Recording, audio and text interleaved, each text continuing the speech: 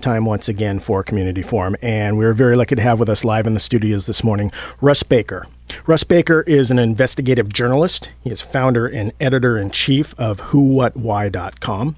He has written for The New Yorker, Vanity Fair, The Nation, The New York Times, The Washington Post, The Village Voice, and Esquire, and numerous other publications. He has also served as a contributing editor to the Columbia Journalism Review, and he is the author of the book Family of Secrets, The Bush Dynasty, The Powerful Forces That Put It in the White House, and What Their Influence Means for America. Russ, thank you very much for coming in and spending time with us this morning. It's my pleasure. So start out, tell us a bit about WhoWhatWhy.com. Sure. After many years in journalism, I began to consciously note that there were topics I couldn't cover. There were depths I wanted to go to that I was unable to. And so I decided it was time for a new sort of journalism. Who, What, Why is a nonprofit. We are nonpartisan. I like to call it nonpartisan but fierce, meaning we really want to know what happened, what is happening, and what will happen, and we will go to whatever lengths we can to figure that out. We try to focus on what we think are the biggest stories facing humanity. We try to focus on stories that we think other news organizations will not touch, either because it doesn't fit their particular orthodoxy or because it is just a little bit too sensitive for them. And so we've been starting Who, What, Why kind of gradually for a number of years, you might say, and it's been growing terrifically with a combination of staff and volunteers. We're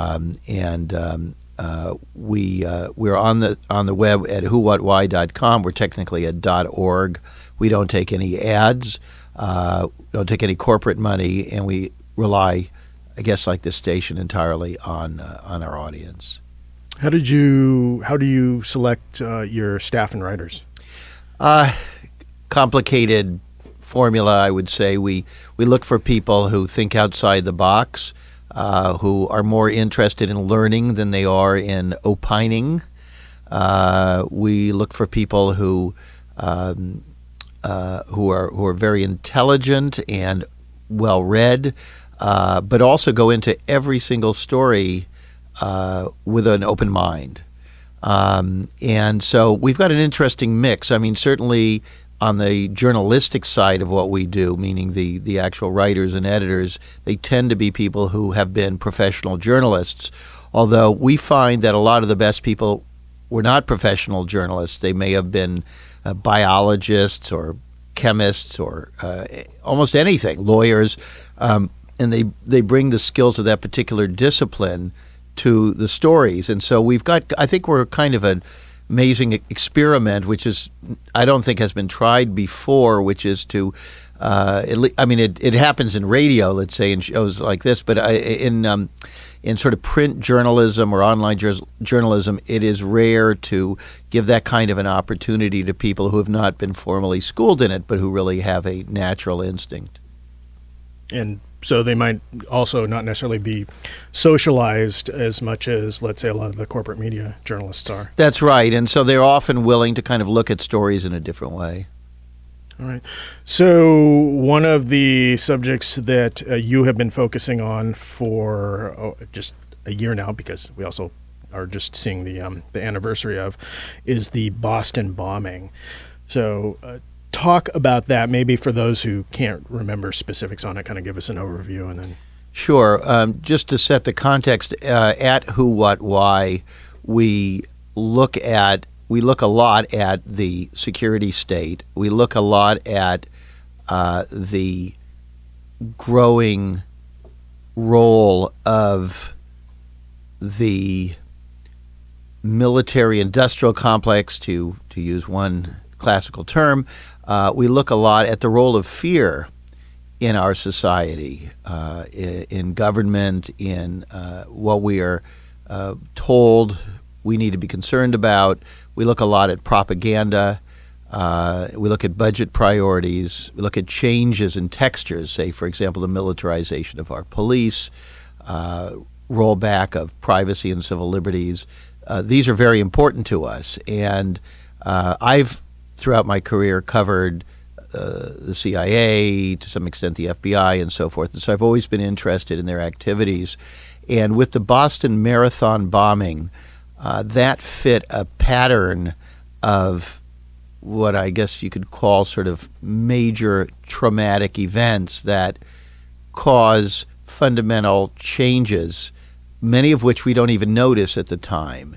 And in the case of the Boston Marathon bombing, it was this sort of astonishing lockdown of a major American city, people ordered to remain in their homes. And although there was a brief flurry of commentary, there really was no vigorous discussion about what was going on. Was this justified? Was this legal? And where could this kind of thing be headed in the long run? And so we began right from that first week in April of 2013, looking at the Boston Marathon bombing, trying to understand really everything about it, including why it was that the authorities were so keen on assuring us that they had solved this crime so fast and that there was nothing else to look at. And over the years, I've looked at other major events like Iran-Contra and Watergate and the assassinations of major leaders from John F. Kennedy to Martin Luther King, and have always been struck by the certitude of particularly the FBI in assuring us that they immediately knew who had done it. And, you know, it's that old saying, nothing to see here, folks, move along, move along. And we were troubled by that. We're always troubled by that. And in the case of Boston, we began seeing anomalies, Mike, right from the beginning, things that didn't add up, stories that changed. This is kind of a theme at Who What Why. We see so often, we see it with the death or the purported death of Osama bin Laden, the way they said, we threw the body in the ocean, nothing to see, no, nothing to look at, that's it, no, we can't show you photos, the video feed went out, so the people in the White House couldn't see what was going on, you can't talk to people who were involved. This is very, very common, and to, I think, an open-minded person, it's very suspicious. It's not really normal, and the Boston bombing is just an astonishing, I'd call it a kind of a deep politics event in real time. It's a case of the security services immediately creating a narrative, almost a kind of a mythology based on inadequate investigation. It was very, very clear to us that they really had not investigated all the possibilities. And the other interesting thing is the way that the key witnesses in all of these situations, you'd think you'd want Osama bin Laden alive and to interrogate him. You'd think that extraordinary efforts would have been made to just capture both of these brothers and get them to talk.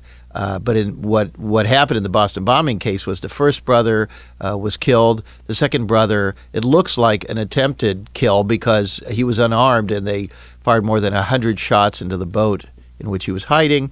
And then a third fellow, a friend of the elder brother, living down in Florida, being interviewed by the FBI and then shot and killed unarmed again in a room while being interviewed. So we find these things important, and we think that they need to be carefully investigated.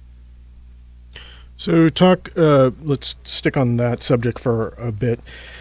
Talk about what incidents or items really set you off in terms of asking questions. One of them is the lead guy that so much is based on, his testimony. I mean, basically, in most of these stories, we don't really remember how it came to be that we know what we know, but we think we know what happened. If you ask most people, they say these two brothers, the Tsarnaevs, did it. We know that they planted the bombs. We know that they made the bombs. We know all of these things, and we believe that they confessed. And so it's very interesting that I talk to extremely intelligent, educated people who tell me that, I've seen video of them planting the bomb, but actually we haven't seen video of them planting the bomb. And there are tremendous leaks from law enforcement, which themselves are very, very suspect because there's an upcoming trial of the younger brother. These leaks are highly improper. They're unfair, and they prejudice the public and really the whole legal system against the defendant, which is not the American way. So we were told all these things. There have been leaks saying, that you can see them putting the backpacks down. They've released some stills. We'll have some things to say about that on Who, What, Why as to the reliability of those photos. They haven't released video of somebody actually putting it down. But one of the key elements in there, I think what you were referring to, Mike, is that we are told that several days after the bombing, the FBI announced at 5 p.m. on Thursday of that week, the bombing was on a Monday, they suddenly put up stills from video, and they said, these are suspects or persons of interest. If anybody knows who they are, please let us know. We don't know who they are. So it came out sometime later that the FBI did know who these people were, and in fact had been interacting with the elder brother for a while, several years earlier, as a possible terrorist suspect. So it struck us that they were very quick to say, we don't know who these guys are, and it took the Russians in a very strange situation. The Russians said, well, you do know who they are because we warned you about them some years ago, and then the FBI was forced to then admit that it had actually interacted with and been dealing with and been in and out of the house of Tamerlan Tsarnaev. But then sometime later that evening, suddenly we heard police officer down, there's shooting, and there was a dead police officer at MIT. We were quickly told that it was probably these brothers who had done it. That gave me a little bit of a chill of recognition because in my work, looking at the Kennedy assassination, it was a similar situation where you could not really connect Lee Harvey Oswald with the shots fired at the motorcade. But then shortly after that, a police officer was shot somewhere else. They said that Oswald had done it and that he had dropped his wallet. It was all very, very neat, and then this pointed him back to the fact that he worked at the book depository. In this case, it was almost identical, and we were told that they had shot this police officer. We've looked at that, and there are real doubts as to whether they would have had the motivation, whether they would have been in that location, or what evidence there is. But even more interestingly, later that evening, we heard that there was a carjacking, and that the victim escaped, ran across the street from one gas station to another. Police and FBI were on the scene literally in several minutes. They were very fast to respond. And we are told that this carjacking victim explained to them that he had been carjacked by a man who was later identified as Tamerlan Tsarnaev, and he said that the man not only had a gun, which you'd think would be sufficient motivation to do what he said, but that he actually said to him, do you know who I am? I am the bomber of the Boston Marathon, and I also just shot a cop. Now, that just struck me as a little bit odd because if, in fact, Tamerlan Tsarnaev's purpose was to lay low and to get out of town, adding that element to the fact you already had a gun just seems extraneous. And so we were interested in this so-called confession because this is the basis for the public believing that they definitely were behind these things.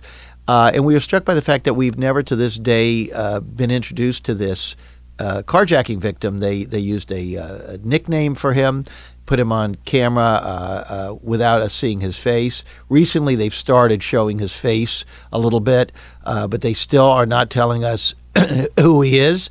And I tried through intermediaries to have access to him because I wanted to ask him specific questions about inconsistencies in his own accounts, and I've been denied that access. He did several media interviews early on. They were softball interviews. They didn't really attempt to elicit information from him. It was more of a kind of an affirmation of the official narrative. Softball, but his story is fascinating, Mike, because in different accounts, the length of the carjacking from an hour and a half down to 30 minutes down to 0 minutes. There are questions as to whether he said in the official account he was sitting in the car with one brother who had a gun and he bolted out of the car when the fellow was distracted. We found another account where he told a television reporter that he was alone in the car, that they were outside of the car doing something else entirely when he escaped, which makes you wonder how ruthless they were and how competent they were if they would just leave somebody who was a captive alone. And so all of these things raise questions as to what really happened and whether this story that we're being told is credible. Tell us who is Jamie Foxx. He's one of the people you dealt with or tried to get an interview with? Yeah, one of the stranger of many, many strange things on this story is the fact that this fellow nicknamed Danny has been sort of mentored or guided and his media interviews sort of controlled and monitored by a professor of criminology at Northeastern University. And I was struck by the fact that, to me, a criminologist would be mostly interested in the crime and solving it, but this fellow seems mostly interested in sort of protecting the identity of this witness, and even kind of intervening in the interviews and sort of steering them. And I found that to be strange. Let me put it this way. I get the feeling on a lot of these stories that the security complex of this country is much larger than we understand, that academia, that all sorts of institutions, people within the media play roles in this. And if we look back historically, there has been such cooperation. On our website, WhoWhatWhy.com, I think it's still on the front page, an article by a very good journalist named Steve Weinberg, a review of a book about the FBI and its the cooperation of the media with the FBI under J. Edgar Hoover in crafting essentially a false image of the FBI for public consumption, creating this notion of this sort of invincible, highly competent, extremely principled outfit, which actually bore no resemblance to the truth at all. And so we see in that book the extent to which media figures were like PR people for the FBI. And on the Boston story, we see John Miller of CBS, a guy who himself was, the head of public affairs for the FBI, and then he goes in and out of journalism, and he's the guy sitting there interviewing this Danny and just lobbing softballs at him. So there are real questions about academic figures and institutions, places like MIT, where this police officer was shot. MIT actually sent me a letter and told me to stop asking people questions on campus because they said it made people uncomfortable. And I thought, that's an institution of higher learning and higher inquiry. Well, MIT takes a tremendous amount of money from the government, very closely associated with large corporations involved in the so-called Homeland Security and the war industry. Talk a little bit about some of what you find are problems with the story around Sean Collier. Yes. So that was the shooting on Thursday night. That's when all these events began happening very, very fast. And I believe that was the moment that this sort of potential myth was being created, this sort of certitude that it was just these two guys. They were lone wolves. By the way, we're always told that people are lone wolves, except in cases where they want to create a kind of an exaggerated international conspiracy, like with the idea of making al-Qaeda more than it may actually have been or be. But in this case, we were told initially that this very brave police officer, first responder, had shown up at a convenience store and or gas station and run into these two brothers and that they had shot and killed him. If you ask the public now, many people heard that. People, it's sort of that first impression that stick with people. One of my favorite sayings is a lie gets around the world before the truth can get its pants on. And so those first impressions are absolutely critical in what they call PSYOPs, psychological operations, to shape public perceptions. And then later on, after people were not paying much attention, it was like, oh, well, no, that report was wrong. He actually was shot while in his police car. And then it came out, well, he was sitting on this street in Boston, and they came up to him and shot him and took his gun. And then it turned out, oh, well, somebody shot him, but they didn't take his gun. And then I discovered that he wasn't on a street, that he was parked between buildings on the darkened MIT campus, and it wasn't near where they were, or there wasn't any clear reason why you would be on a darkened campus, or even know that a police officer would be sitting in a police car between darkened buildings. I mean, that's not normal on campuses. And then they told us that he was there because it was routine that he would sit there and prevent people from making illegal right turns. And I went there, and there was no place there to make illegal right turns, and there was no traffic at that hour. So that clearly was just bogus. And the media has not followed up in the kinds of issues we've raised at Who What Why. They read our stuff, we know, because we hear from them, but they, for whatever reason, they cannot seem to ask a single good question of the authorities. And talk a bit more about the friend or relation that was shot dead by the FBI in Florida. Yeah, so there was a fellow named Ibragim Todashev who was a friend of Tamerlan Tsarnaev, the older of the two brothers alleged to be behind the bombing and the shooting of the police officer. And he lived in Orlando, Florida, and as soon as the FBI and the Boston State Troopers discovered his existence and the fact that he was maybe the closest person with Tamerlan Tsarnaev, they were on a plane down to talk to him. They brought him in and had a number of interrogations. He was uncomfortable with what was going on, and he told a friend that he felt that they were trying to force some sort of information that was not even true to get him to say some things, to possibly even confess to something.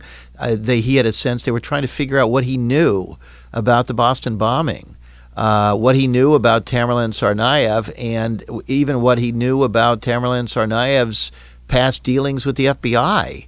That he felt that there was some sort of a mop-up going on, and they interviewed him several times. The final time they interviewed him, he told a friend that he was scared that something bad was going to happen. He asked a friend to come over and be there at his apartment. The FBI kept him outside and eventually made the friend leave and go to a restaurant somewhere, and they said, "We'll bring your friend when we're finished."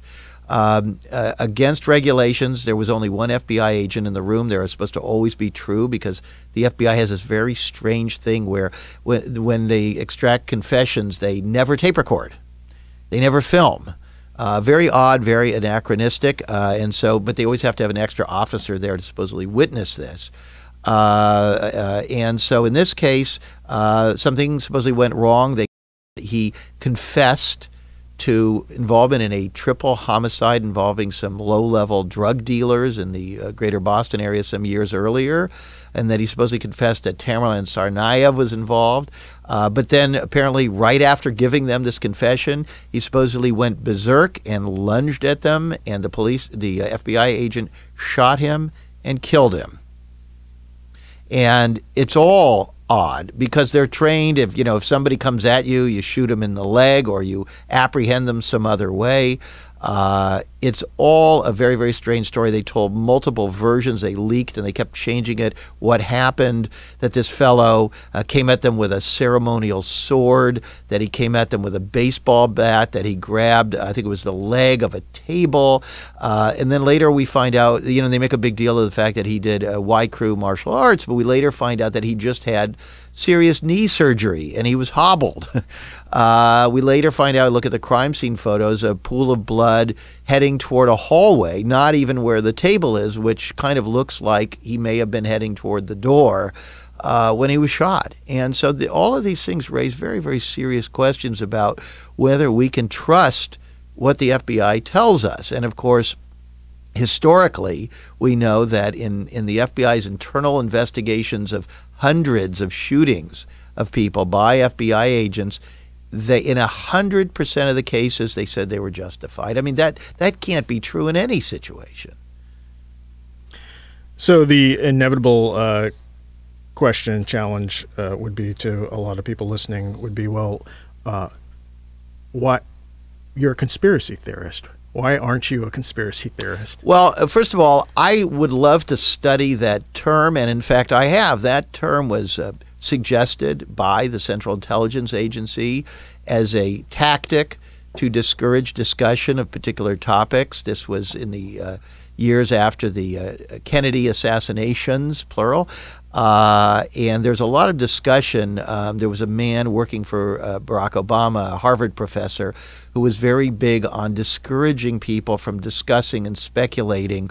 He had this idea that they should have cognitive infiltration of chat rooms and online discussions about these kinds of deeper issues where people are suspicious of governmental statements claiming that these things are very, very harmful. And so there is a deliberate attempt to I would say, pejoratize and minimize and divert attention from people who make serious inquiries into these kinds of things by trying to sort of lump them in with people who may be nuts.